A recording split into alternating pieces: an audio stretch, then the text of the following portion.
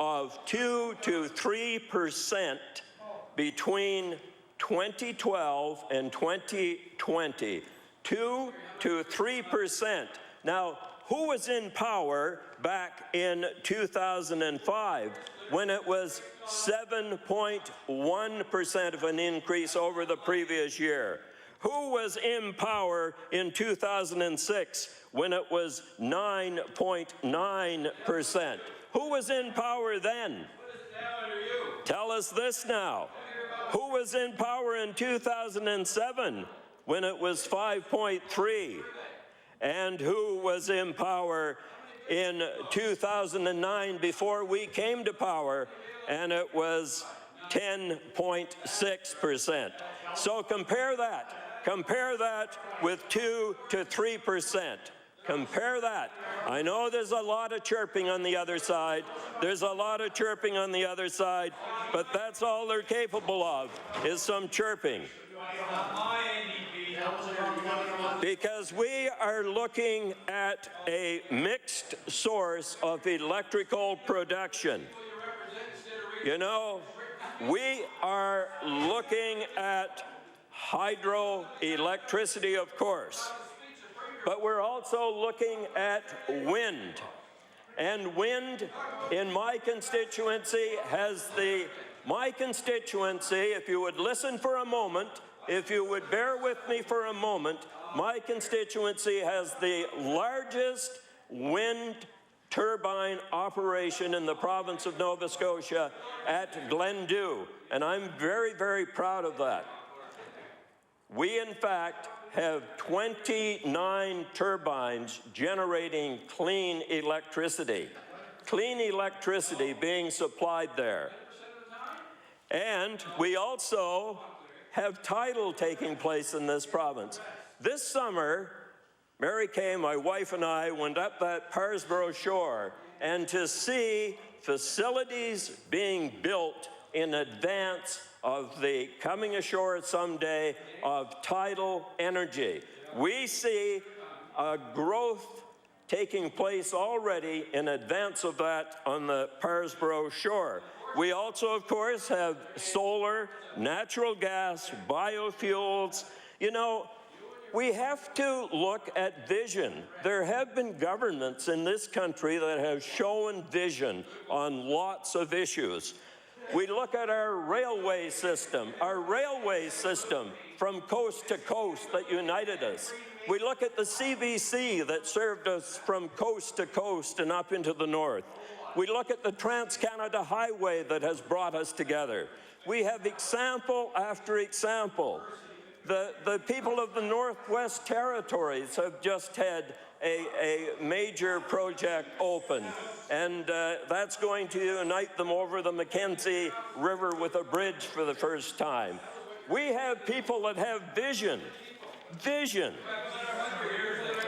Now, the upgrades that will take place, if they would only listen for a moment, if the upgrades of transmission that will be taking place in this province, we, in fact, will see a capability of the sending of power back and forth. We can actually get that power from Hydro-Quebec. We can get power from New Brunswick. We, in fact, can. We, in fact, with this in the future, Mr. Speaker, to achieve the provincial 2020 and the federal 2030 environmental targets, Nova Scotia must move to more reliable sources of energy. You know that, Mr. Speaker. We all know that. The lowest cost option to meet these targets is accessing hydroelectricity from the Lower Churchill project through the Maritime Link. And I am proud of the leadership that has been shown by the Premier in relationship to this and the experience he has on dealing with issues, unlike the other leaders across the way who are so inexperienced. You know, we in fact have the option that will, in fact, create thousands of jobs, more stable power rates, as I said before, for 35 years of clean local energy. The Maritime Link subsea power cable project will connect Nova Scotia to Newfoundland and Labrador, crossing the Cabot Strait. We all know that. It will transmit hydroelectricity from the Muskrat Falls generating facility and interconnect with the link in Labrador and Newfoundland as part of the greater Lower Churchill project. Well, let's look at for a moment at the wisdom of Stephen Harper. And as I said before, I never thought I would ever say this.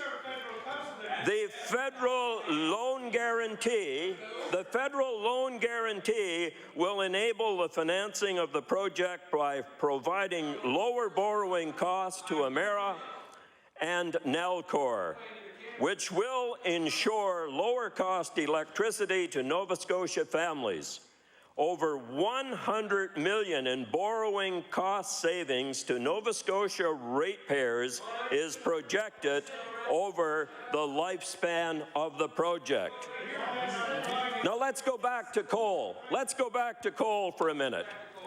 Coal has been the key driver behind rising electricity costs because of the Pony Express people and the Luddites over there. We recognize that Nova Scotians need to understand more about the project's regulatory oversight and impact on power rates. Nova Scotia is transforming its energy mix to include more renewable energy driven by the federal government's focus on reducing CO2 emissions and pending federal regulations that will require utilities, including Nova Scotia Power, to gradually reduce CO2 emissions 65% by 2050. Well, the Maritime Link will, in fact, be one of our best legacies in this province, of many legacies in the years to come. And there's talk about the URB and its role. The URB has the full authority, it has the full authority to look at the alternatives to the Maritime Link and determine if the project is the lowest cost, long-term alternative for Nova Scotia to meet the federal coal regulations and provincial environmental requirements. So we know what's taking place in this province, and we know that we have a vision, and we contrast that to no vision. We contrast it to no vision. We contrast our plan to no plan. To no plan. We contrast leadership to no leadership and to no leadership. We, in fact, are on our way to see energy coming from multiple sources, our wind energy coming from Pubnico to Belcote. We have a vision that will, in fact, transform the province of Nova Scotia, and I'm looking at all of those years of 2 to 3%, Mr. Speaker, as opposed to a jump perhaps in the years to come, if they ever come to power, of 30 to 50%. Mr. Speaker, I thank you very much. Mr. Speaker, thank you. Mr. Speaker, the only experience the Leader of the official opposition has on power electricity is the power it takes to run a washer or a dryer, and that's not my quote. Thank you, Mr. Speaker. The honourable member for Dartmouth East.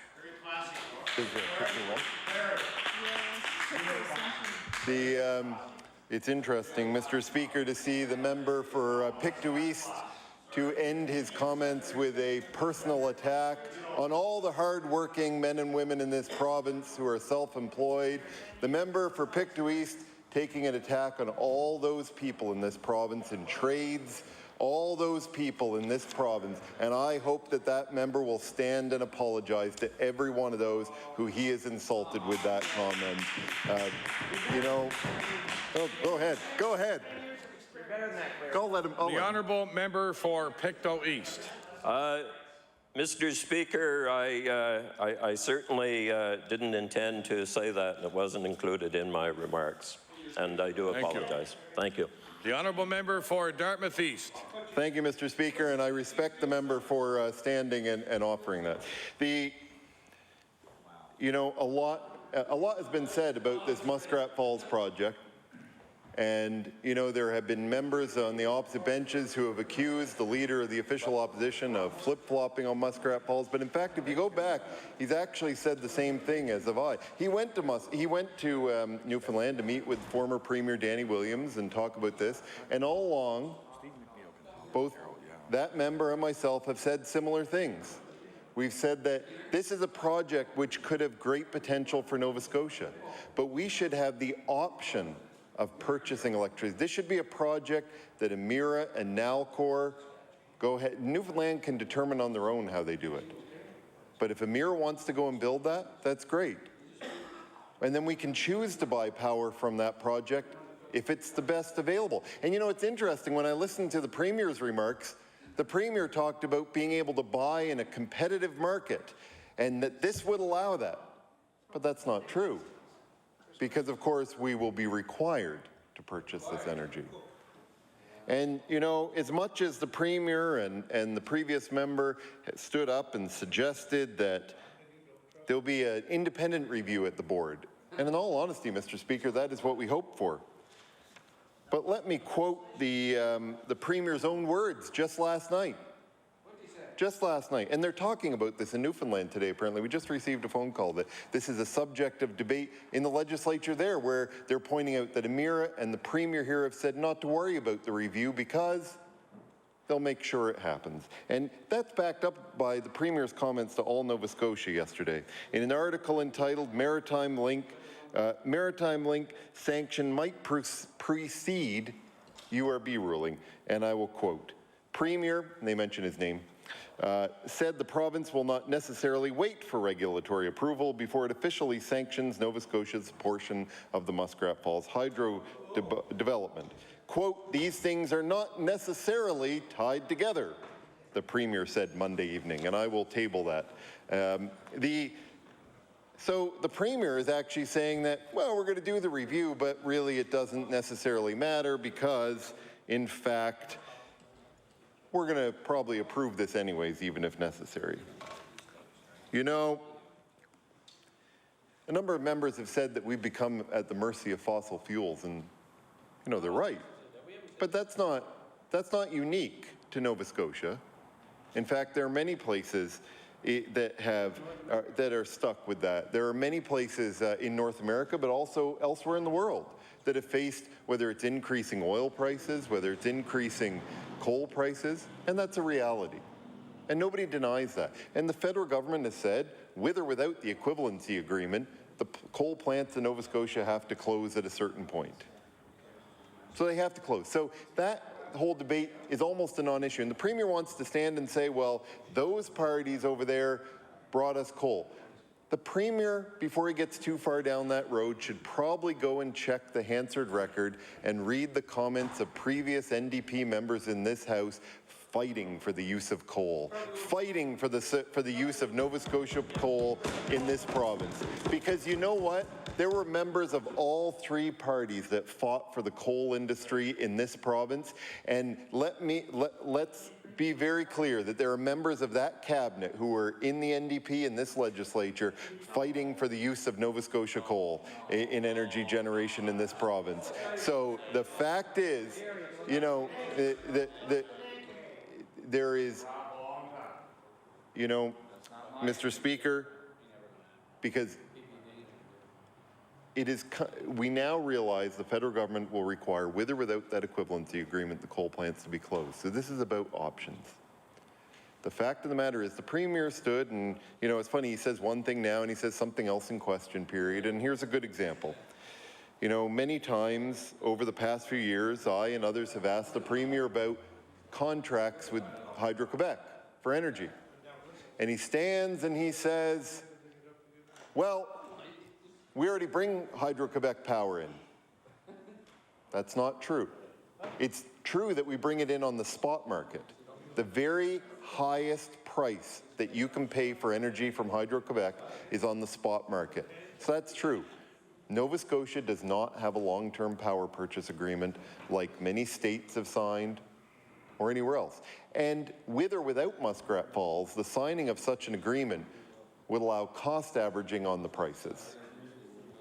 You know, the Premier's also stood and, you know, his latest talking point that when you talk to people out in the public, they actually laugh that a Premier would even claim it, is that this is a party that stands for deregulation.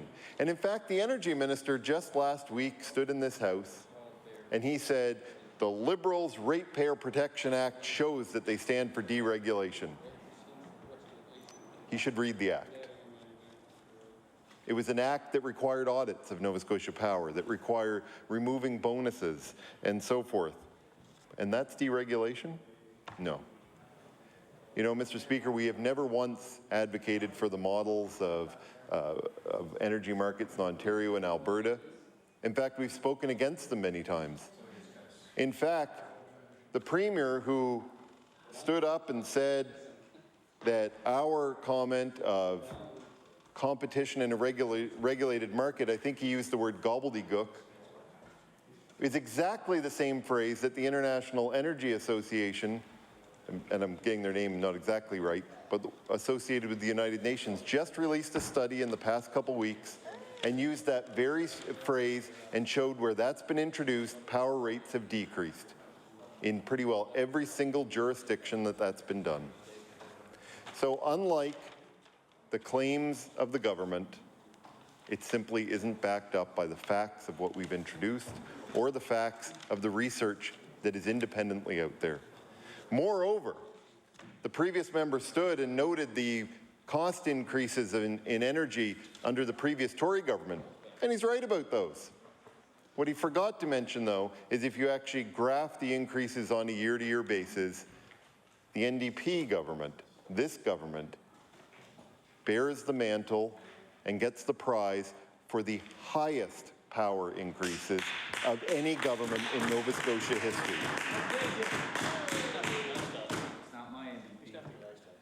You know,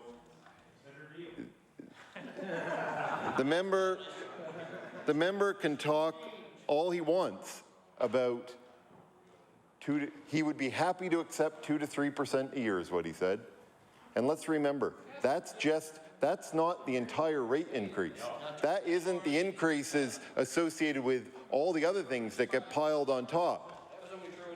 And so what I would like that member to do is to go knock on doors in the next election and go up and say, hello, I want to continue to be your MLA and I'm happy with 2 to 3% increases every year in power. You know, and even though we know that it'll be more than that when you add the other things, I don't think there are going to be too many people that agree with him.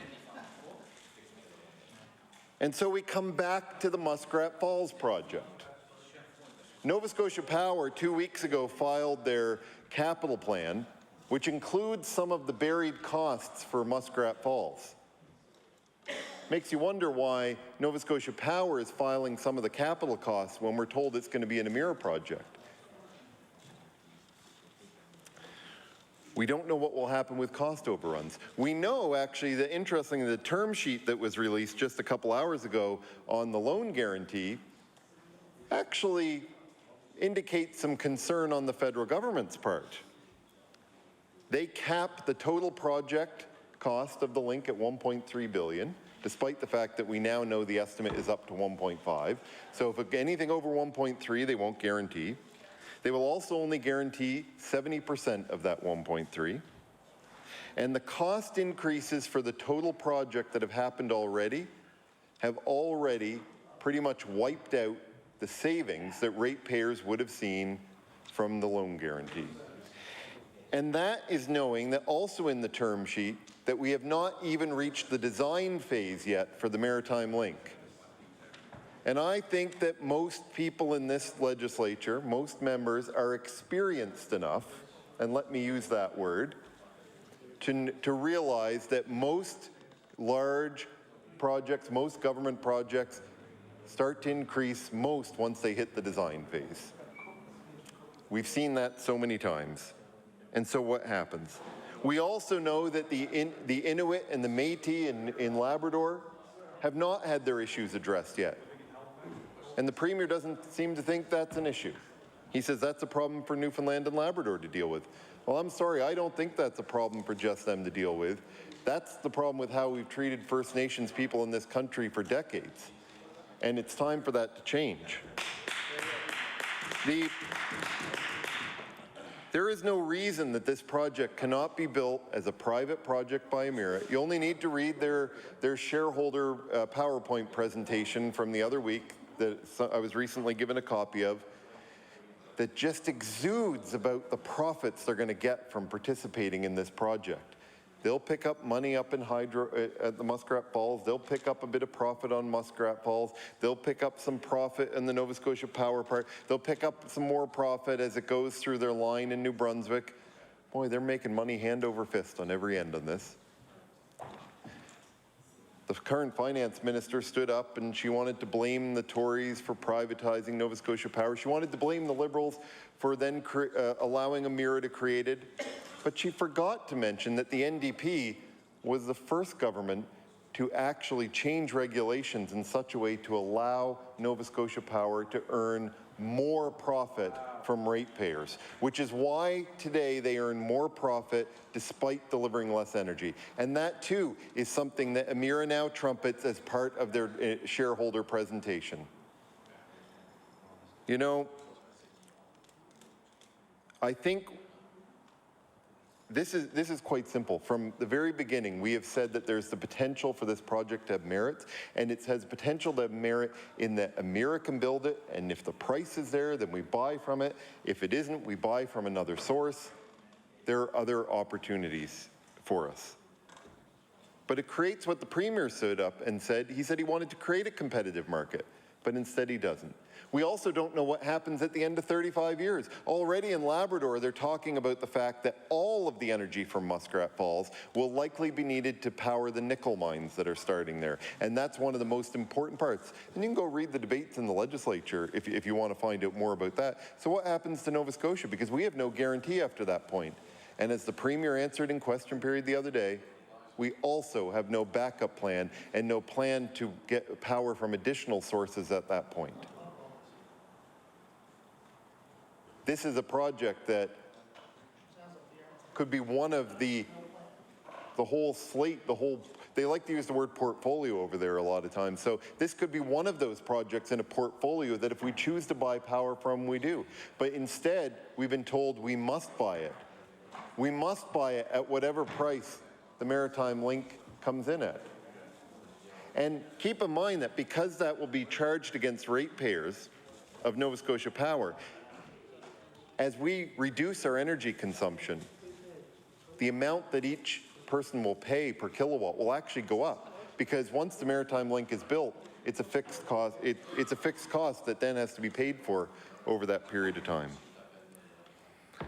So, Mr. Speaker, I will wrap up by saying that there are some very basic questions that this government is unwilling to answer and that they need to answer for Nova Scotians. They need to tell us what the cost is going to be.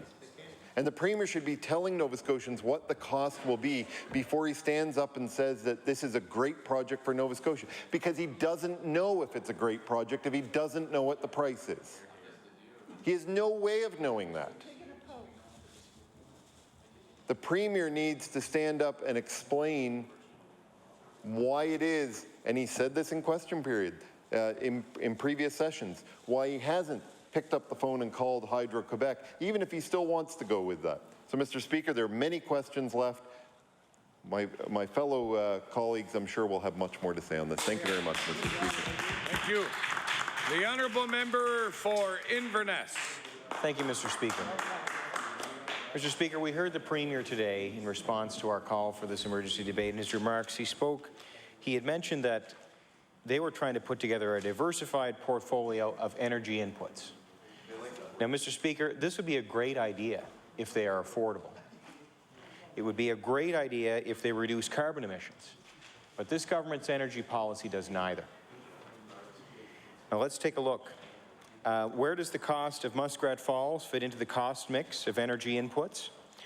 Well, we know that it's going up in cost by another $100 to $300 million by the time an application is made to the Utilities and Review Board. The overall, this is the second time we've heard about a cost increase, Mr. Speaker. This project is upwards from $6.2 billion to $7.7 billion. And Emera's CEO said on Friday that Muskrat Falls electricity will contribute to power rate hikes of 2 to 3% for the balance of the decade. Now, Mr. Speaker, 2 to 3% sounds small, but it does have a cumulative effect. But also, let's think about how much Muskrat Falls is relative to all the other energy inputs that are responsible for the cost of the overall rates we pay. When we consider, as I recall, the Muskrat Falls project, our share of it, Mr. Speaker, is about 160 megawatts on an annual load basis. The overall load for the province now is about 2,100 megawatts. So we're looking at something that comprises about 7.5% of our energy inputs, yet it's going to drive costs 2 to 3%. Imagine if it was 100% of our input. If it was, we'd be looking at energy rate increases per year of 26 to 36%.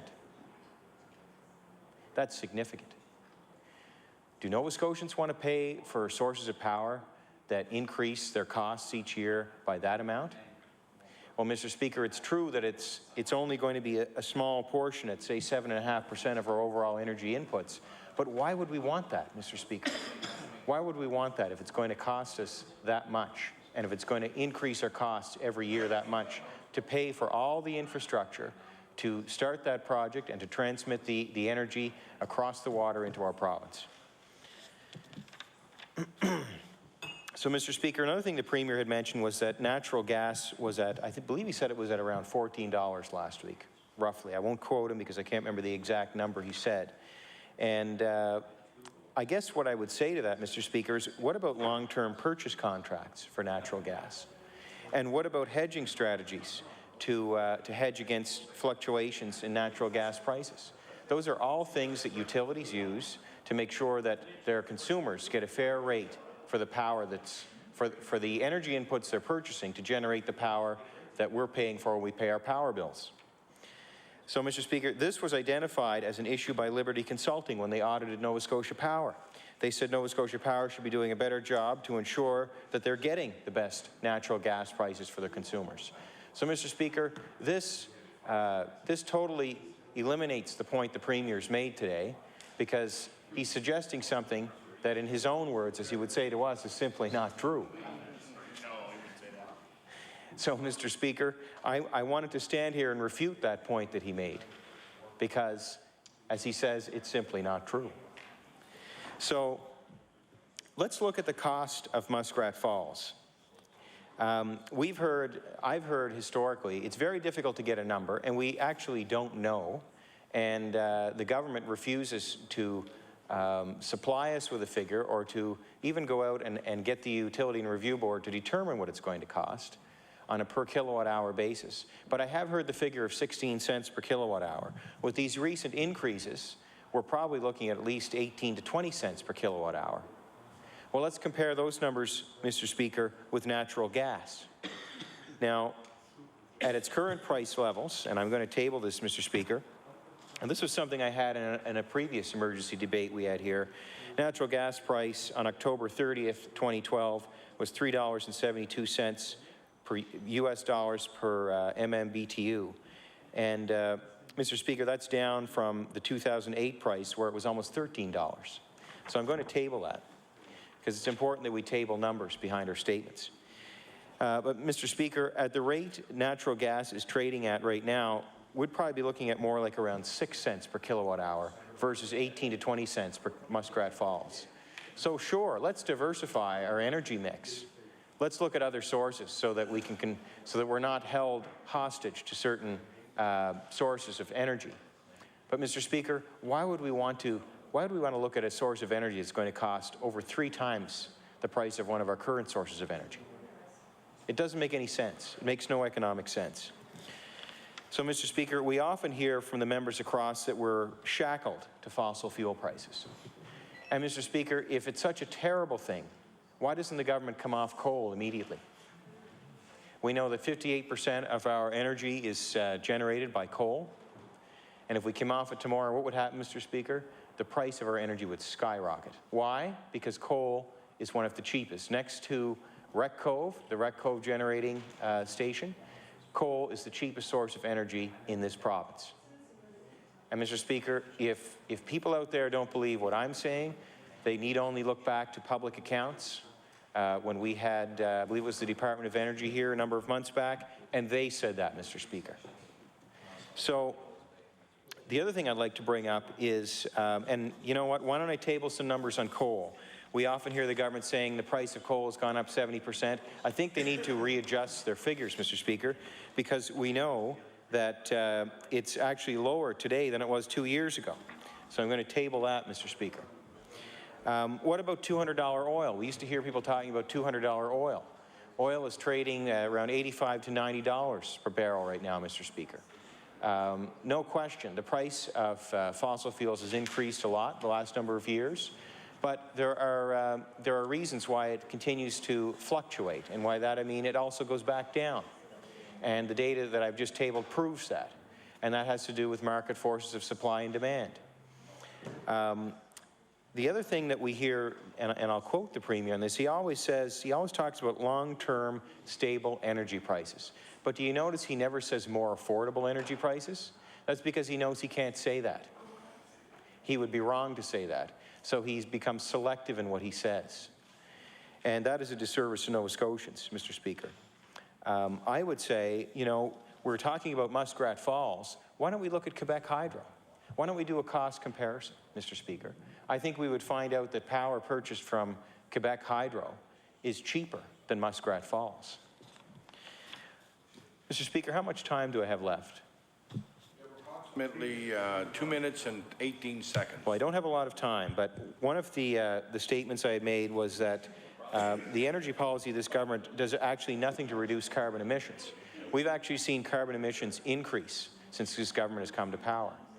One of the reasons they're increasing is because of a move towards things like wind energy.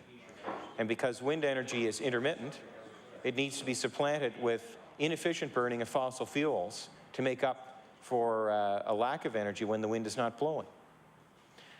So, Mr. Speaker, and I really don't care if members opposite don't believe this, I happen to know that it's a fact, and I've done my research, and this information is going to come forward more and more as time goes on. But, Mr. Speaker, the point is, this government, if they're trying to reduce carbon emissions, they're failing.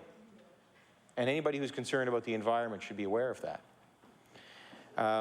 Let's look at, I want to make one small point, and that's that if we look at who's really causing pollution in the world, we can look towards a country like China.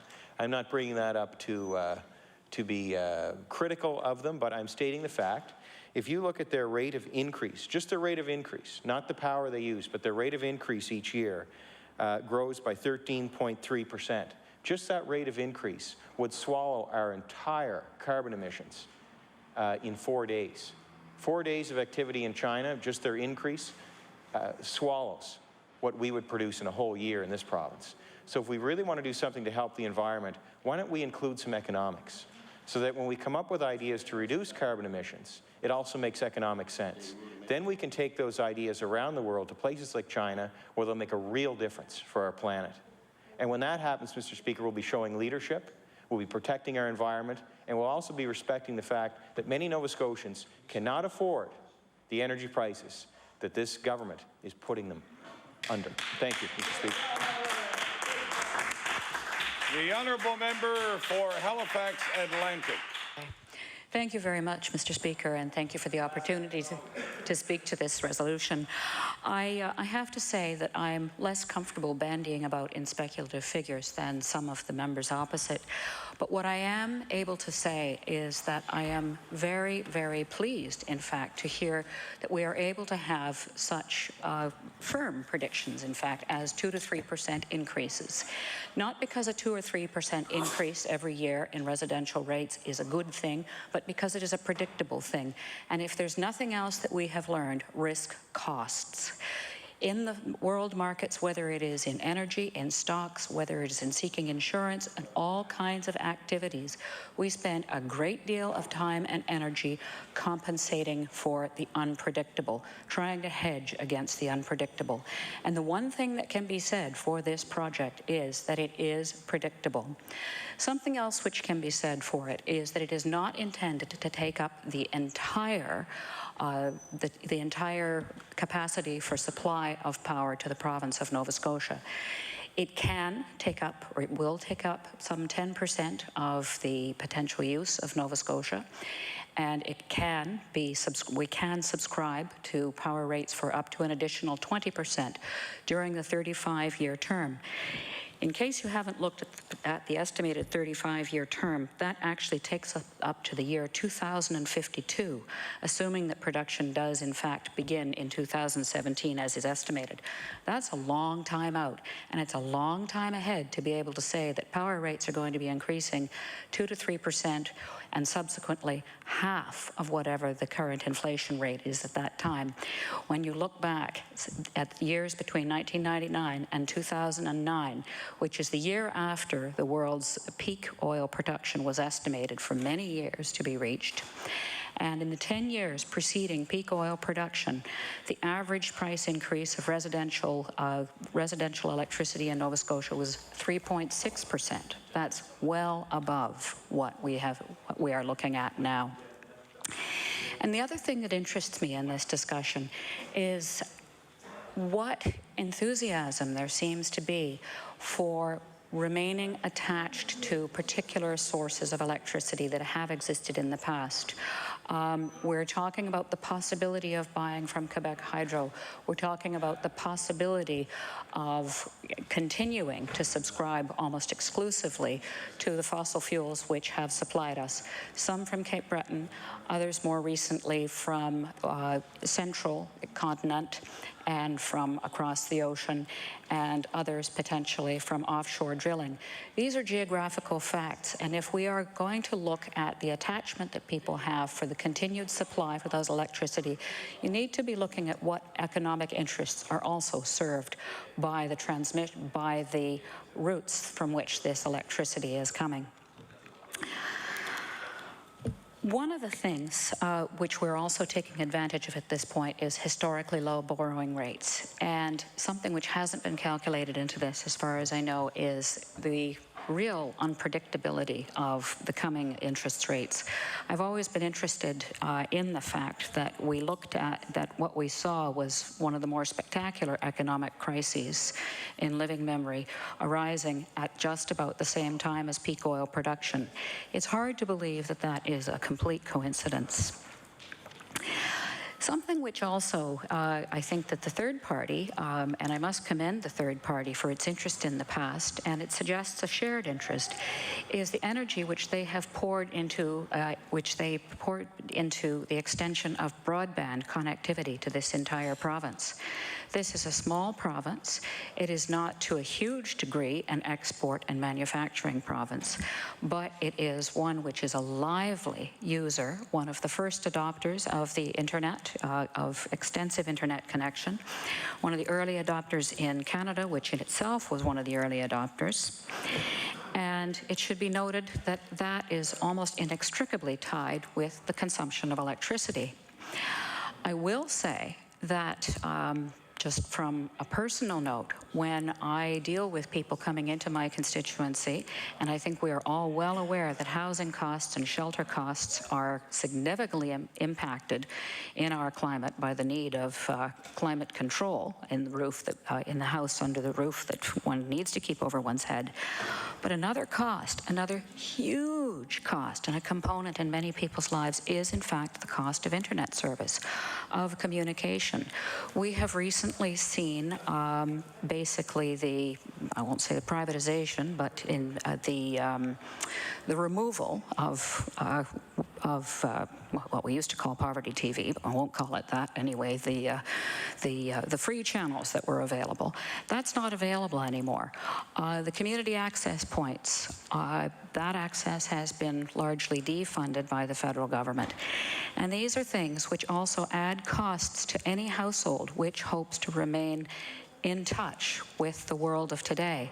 We talk about educating ourselves. We cannot educate ourselves, we cannot educate our young people, and we cannot, in fact, export the education of which I think we should be so very proud without really an abundant and a reliable supply of electricity. There are ways in which we can ameliorate some uses of electricity. There are others over which we just do not have control. And I think that the responsible thing to do is to look at assigning risk as far as possible. We're talking about 10% of this portfolio. We're also talking about very significant investments in the development of tidal energy, something which was actually pioneered in Nova Scotia in the 1950s. And I'm proud to say another aspect of that, I often tell people that the world's first functioning tidal energy plant was in fact at Herring Cove. And that plant was discontinued when its California investors were told that in fact nuclear energy was the way of the future and they might as well give it up and not worry any further about capitalization. So it's interesting to look at the tides of history and the tides of electricity and power. We have been looking at huge disturbances over the course of the 20th century and the 21st century surrounding some of the great oil-producing regions of the world. And I'm afraid that there's no particular reason, excuse me, Mr. Speaker, there's no particular reason to expect that that uncertainty is going to quiet down anytime soon. We know that the OECD is, not OECD, that the oil-producing nations are in OPEC, are using a global formula for balancing the fossil fuels consumption, fossil fuels pricing, and that particular pricing given global patterns. And you can expect that whoever needs a lot of electricity is going to be asked to pay for a lot of electricity. So if we're being offered an opportunity to invest in stable prices, I really believe the responsible thing is for us to do that. There's also the fact that environmentally, we're looking not just at, with fossil fuels, we're not always just looking at the burning of fossil fuels. There's the transportation of fossil fuels. There's the production of fossil fuels.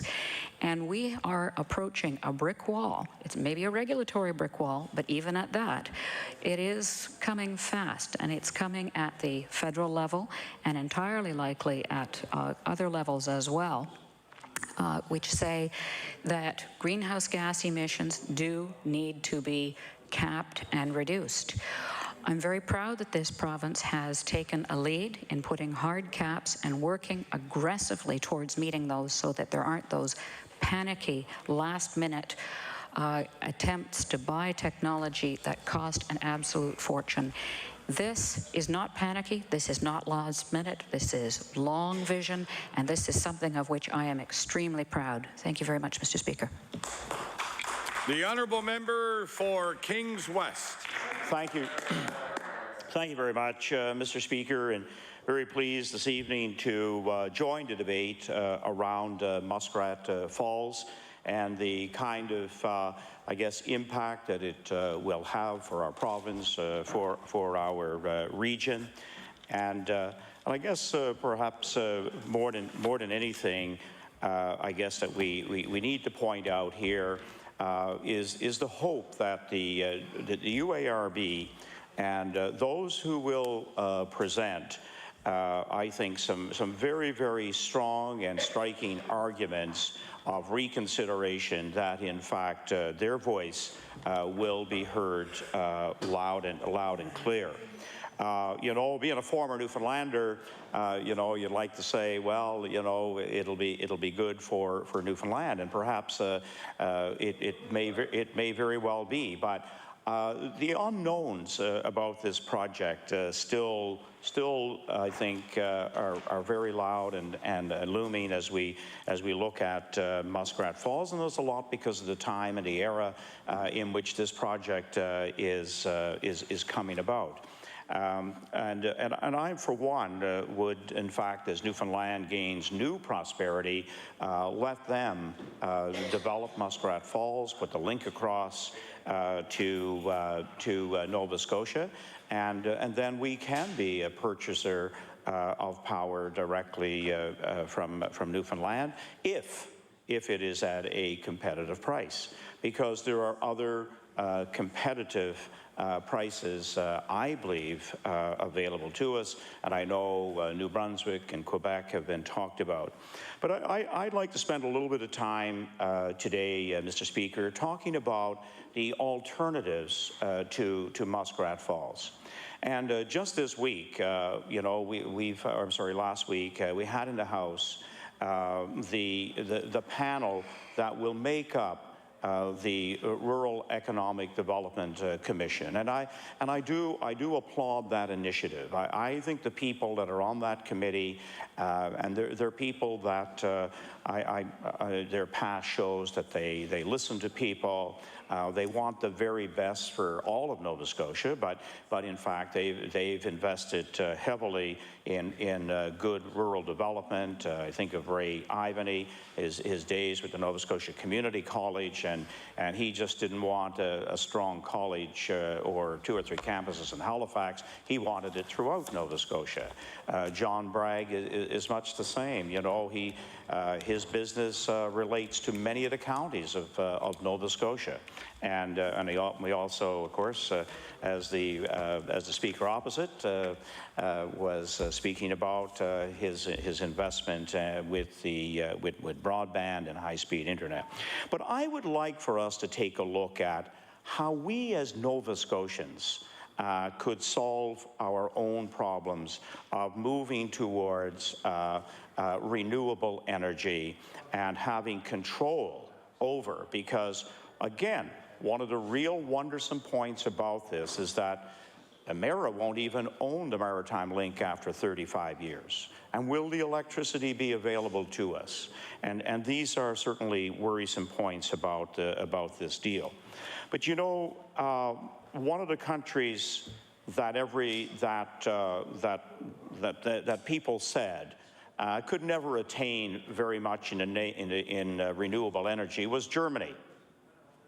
Everybody said, you know, an industrial giant, it needs to have a centralized power production in order to be able to keep Germany on that leader in Europe. Well, in the year 2000, they passed a law, and really it was more about policy, but they allowed every German to produce, any German to produce electricity. Any way any German could put power into the grid. And you know, all over Nova Scotia, there are indeed those kinds of opportunities. Now, who would ever believe that, you know, Germany would increase, I think in 1999, they had 32 megawatts of solar electricity. In 2012, they have 30,000 megawatts of solar electricity. It's a 1,000-fold increase. And what's even more remarkable, Mr. Speaker, is that they have a geography and a sun regime similar to Alaska. That's right. So they've gone dramatically towards solar. And of course, they gave the incentives to people as they produced solar for themselves and into the grid. As I look at Nova Scotia, and we look at, and we've established a fair amount of wind, I like small-scale biomass compared to the 60 megawatts that we have in Port Hawkesbury.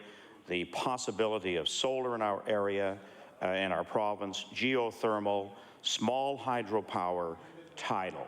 There's our solution, because we still have a fair ways to go. We're still producing about 56% of our power from the burning of coal. And another percentage with gas. But all those renewables that I have mentioned are available to us in Nova Scotia.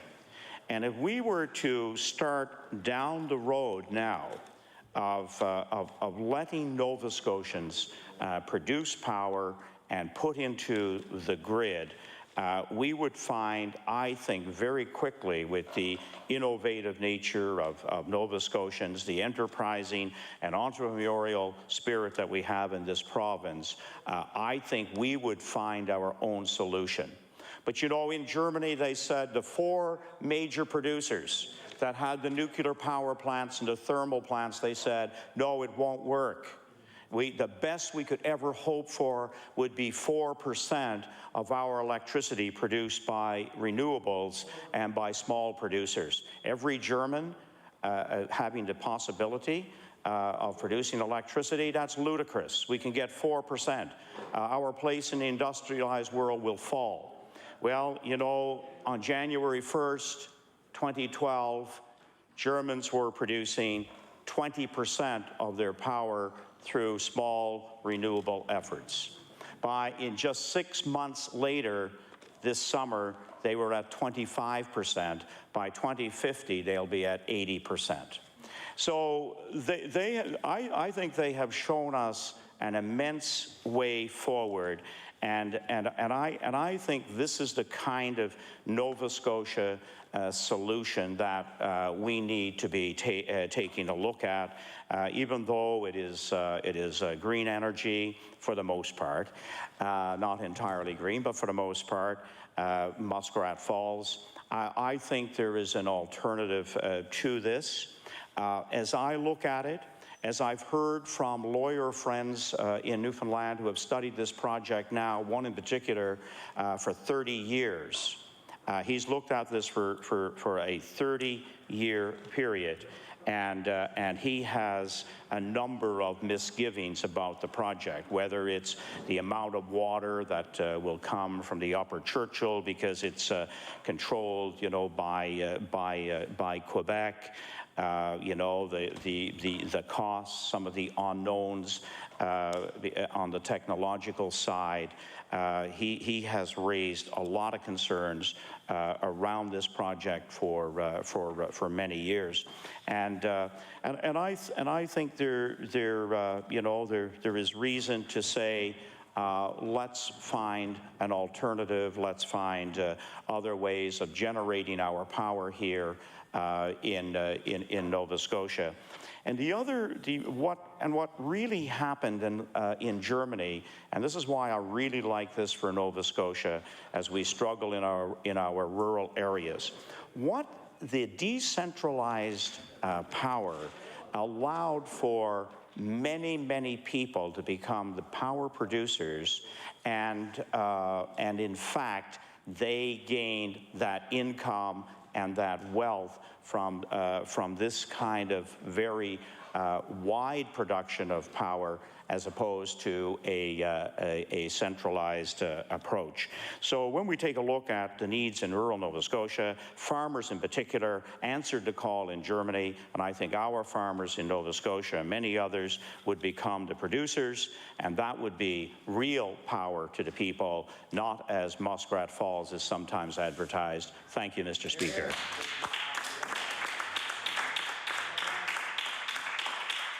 Thank you. I would like to thank all the honourable members this evening for a very informative debate.